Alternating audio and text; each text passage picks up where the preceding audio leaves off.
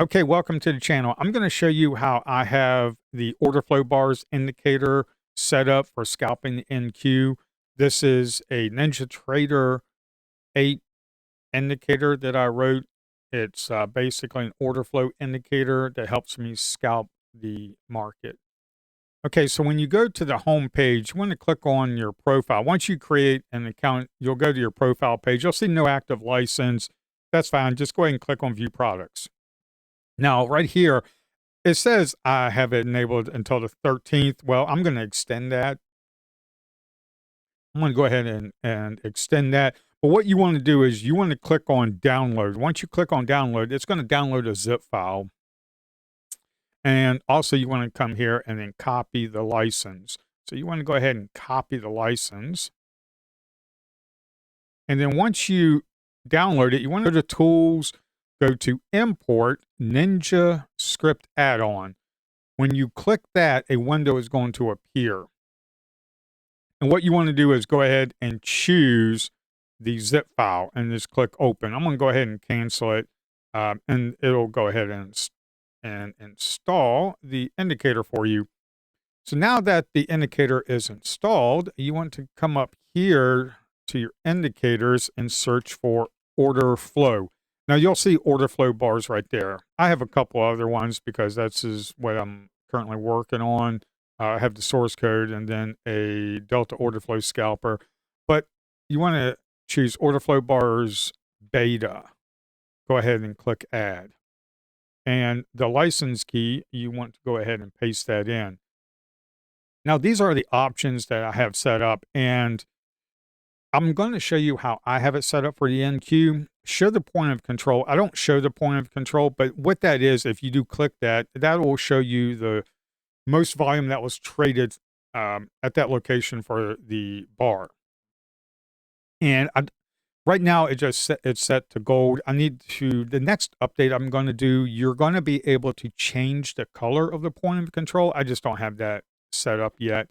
But enable imbalance detection. I absolutely want that. Enable delta analysis. Yes, that's the delta down at the bottom that gives me the delta for the past periods that I can choose for the look back bars here, and also the cumulative volume delta. Enable delta analysis. Yes, that's going to be the bottom part for the delta. Enable big trade detection. Yes, I need to know what big trades are coming in. Now, these are big trades for single orders. These are not accumulated volume of orders. This is like one large order. If a large order of 50 contracts just hit the market for one order, then that is a big trade. Enable order flow persistence. Yes, this right here is pretty good for scalping because you can see where there are persistent buyers and sellers. Also, I like to say aggressive buyers and sellers. So when I talk about aggressive buyers and sellers, more than likely I'm talking about the order flow persistent of buying and selling. Now the imbalance ratio I have set to 5. That means 500% or 5x. It needs to be 5 times more buyers and sellers for it to show up, and the stacked levels required. That is the stacked levels. That's just one tick is a level. So it has to be stacked 4 ticks for it to be a stacked level required. That's 1.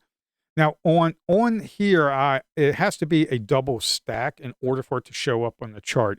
I'm going to put in an option for you to choose how many you want, whether you want 1, 2, 3, 4. Now the buy and balance color, we're going to set that a little bit later. And then the delta look back bars, I have that set to 15.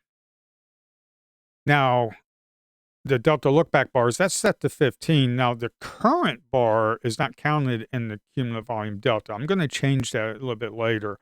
So that's why if you want to pass, let's say you're on a 1-minute chart and you want to pass 15, you want to set this to 16. Okay.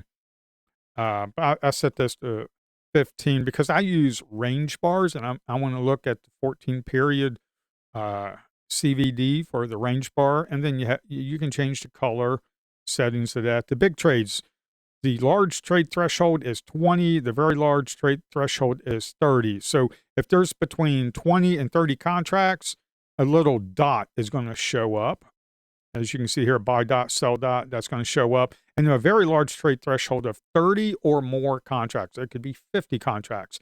That's going to be an ellipse that shows up like a circle. It's just going to be a circle or an ellipse on the chart. Now, this is the important thing. The persistent duration ticks in the minimum volume per level. I'm starting to set this to 2 and 5. And what this means is that persistent duration ticks. That means if an order comes in with a minimum of 5 volume, then that's a tick. Now, if it ticks down, it's not going to count because it's not persistent. It needs to be a tick up with 5 volume and then another tick up for it to be persistent buying and also for the selling. It needs to tick down twice. It cannot tick down, then tick back up. So that's why I say aggressive buyers or sellers. Now, when you go ahead and click apply and then click OK, nothing's going to show up. And the reason for that is because we're not, let's go to the tick replay. If you click tick replay, don't try to load up a bunch of days because it's going to take forever to load. What I normally do is do bars and maybe do like 200, 400 bars, and then you can get some past data. Because how I'm getting this is with the market data through your connection. That's how I'm getting it. So, and I don't like using the historical tick level because it just slows down the computer. But what I do have here is the playback. So what I'm going to do is just go ahead and click play, and this is just going to play it back. So then I can actually see what it looks like. So right here, we have this right here, the market opened up. We have persistent buy-in. That's what the green right there is. And then the red, and then that ellipse right there is a seller, a large seller of 30 or more contracts. You have a yellow dot. That is a large seller between 20 and 30 contracts for one order. Now this right here, and of course, this is an awesome trade idea as well. This right here, we had a seller, because that looks like a yellow dot, 20 to 30 contracts. Then you had a blue dot, which is a buyer. And then you had 2 green circles, which is 30 or more contracts for one order. So that's like 60 contracts right there to buy. But the problem is we closed below. So you can actually go ahead and short that because you have a trapped buyer and your stops up here at about 37 points. And then you can come down here and then get about 50 points. So that's just a quick trade idea that you can do. Now, this right here, this line right here is stacked and balance. Okay, so it needs to be 5 times. One line right there is 5 times more sellers than buyers at a whole point, because I have it set to 4. So it's 4 ticks. It has to be stacked on top of each other, more sellers than buyers. And then there's a double stack. Only the double stacks will show up. That just says it's aggressive. And then right here, we have the same thing right here. And then you have persistent sellers right here. Normally, when you see persistent sellers, you can get a push downwards. So let's say, and also we had big sellers, a lot of big selling contracts right there. You get in there, you can come down here, and once you see the green, the buyer starting to kick in, you can probably sell some of it and get yourself about 40 points on that. So that's how I have it set up for NQ. So how I like to set things up is I like to come in here to go to, right now it's set to candlesticks. Let's set this to hollow candlesticks. What this does, it's a hollow candle, and I'm able to read this a little bit better. Right now, on a solid candle, yes, you can read it, but I personally, and this is just personal preference, I like using hollow candles for the indicator that I wrote, just because it gives me a better view.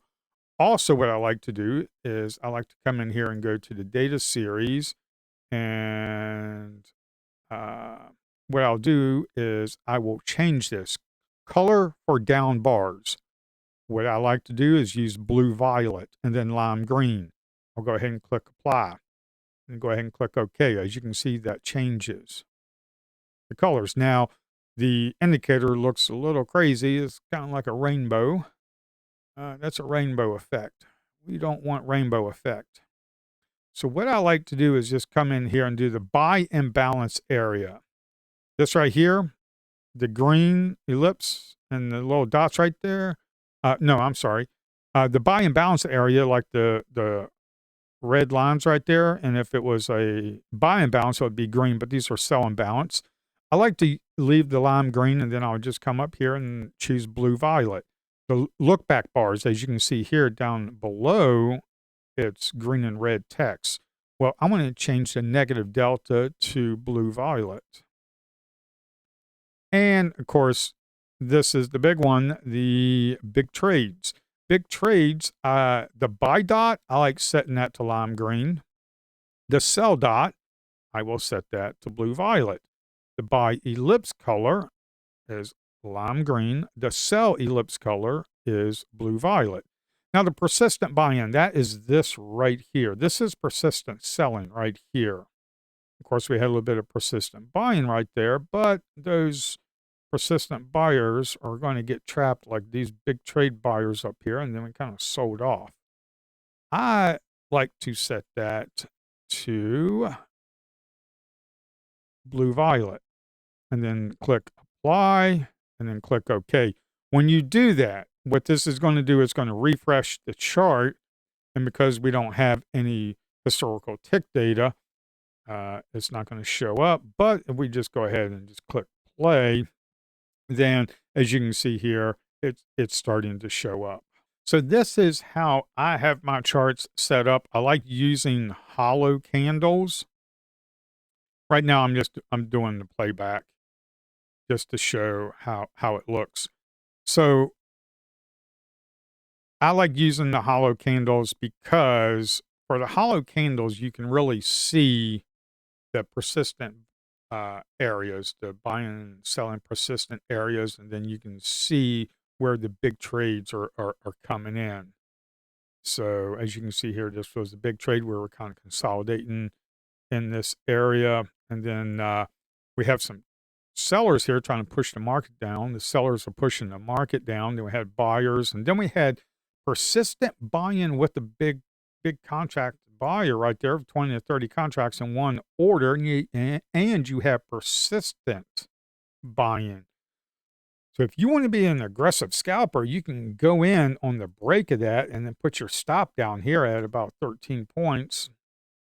And what you can do is jump in here, and of course you had a large buyer that would giving you confidence, and then you start seeing persistent selling up here. You can take it off for about 37 points. So get yourself about a 30-point move. That's pretty nice. I mean, on one contract, that's like $600 right there. So, and also you have these. You have to look back and you see these short sellers, big contracts are selling the market. Of course, I don't know what the. Yep. See, we kind of. That's why when you start seeing persistent selling right there, you might want to lock in your profits as you're moving up. You want to lock in some of your profits. And when you get a nice little spike like that, you want to probably, once you start trading down below that, put your stop down in here. So, because as you can see here, we're just kind of basing. We're right in the middle. I don't know why you would want to take a trade right in the middle. This is how I have order flow bars set up for me to scalp the NQ. Now, another thing I have set up is if we come here and we go to smooth, we have OFB, order flow bars, smooth, Heikin-Ashi. If we enable that, and then we go to close, let's see, the yellow could be lime green maybe. We'll do lime green, and then we'll do the open. We'll just do violet blue. Click apply, click OK. And as you can see, that is Let me explain this a little bit. These lines right here, the green line and the blue violet line, this is, I've read some research papers on high frequency trading for some of these institutions, and they have started to use what's called Heikin-Ashi smooth. Now, basically, if you take a Heikin-Ashi chart, it just shows you where the nice trend is and where some of the trend is really following. It doesn't have a lot of noise because it takes the average of the bar. That's what Heikin-Ashi means in Japanese, just means average bar. So you're taking the average of the bar and you're using that as a candlestick. So, but what these institutions are doing with some of these high frequency scalping to keep them in the right direction, some of them are using what's called a Heikin-Ashi smooth. They smooth out the data. So what I did was I just wrote an indicator to smooth out the data, and I'm using a 9. If you come here to the Heikin-Ashi smooth EMA period 9. Now you can change this to whatever you want. I just used 9. And then it smooths out the data because now I know right here we are in an uptrend. So I will only take big trades and double stacked and bounce areas when in the right direction. Okay, now that we have this set up, we're using the hollow bars. This is a 1-minute chart. I don't like scalping off of the 1 minute. I like using range bars when scalping the NQ, and I'm going to do another video to show you how I set things up. But right now, these bars for the hollow, they're kind of skinny. Maybe you want to have them a little bit wider. So what you can do is you can come up here and do the bar width. Let's say you want to go bump it up to 6 and click apply. Well, maybe you want to bump it up to 8, click apply. Let's go to 10. Okay, so now that the bars are a little bit wider, okay, now let's take a look at how this indicator works. Now on a 1 minute, right now we have the smooth Heikin-Ashi. So right now we just opened up at 9:30. I normally sit on my hands for the first 5 minutes. And if I do take a scalp, and it's a very, very quick one, and I use a hotkey to get in and then move to a break even. So you got to be really quick. That's one of the reasons why I use a range chart. But right here, we opened up, we had one seller right here, like 20 or 30 contracts. We had a seller, that seller got trapped, and then we just spiked right up, and we had a multiple stacked and bounced areas. And then you can use this whole area right here for support, especially right down in here. That's a nice support area. But as you can see, we kind of moved up.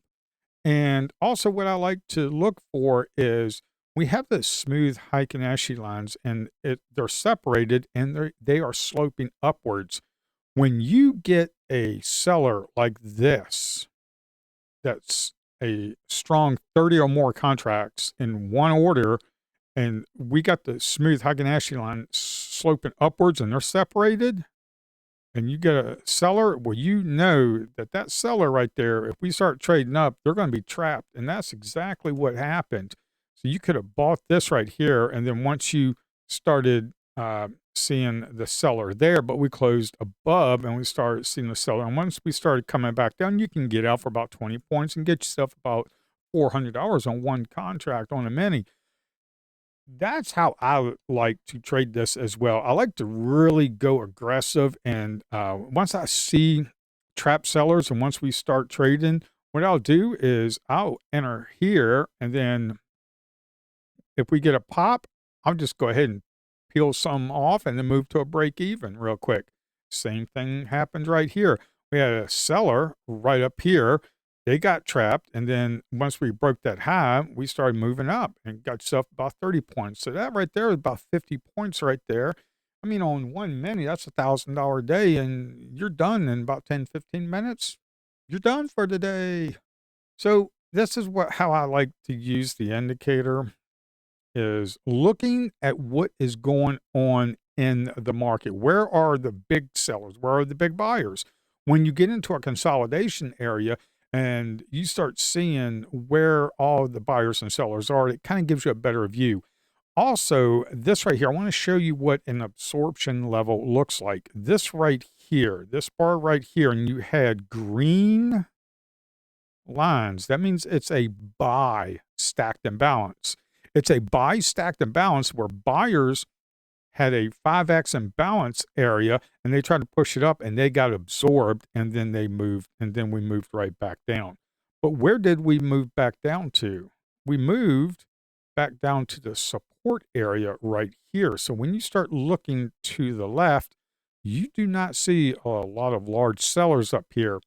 Okay, so we are down here in the support level, and that's where we came back down to in the support level. So once you start trading back down, you can enter here, and where's your stop? Your stop can be down in here, and we kind of moved up. And as you see here, we had a large seller that came in and got trapped. A large seller got trapped right there. So once we started trading above, you can go ahead and possibly put an order in here and try to get yourself a nice little move upwards. This is how I like to use the indicator. And of course, we have the CVD right here, the cumulative volume delta. Now that's set to 15, I believe. Yeah. So this is how I like to set up my bars. And I will show you in the next video how I set it up with a range chart, how I use the 40 range and the 60 range, depending on what the average true range is for a 1 minute. This is a 1 minute chart, but I like to know what the average true range is for a 1 minute for me to scalp on a 40 or 60 range bar. That'll be the next video. That's all I have. Make sure you like and subscribe.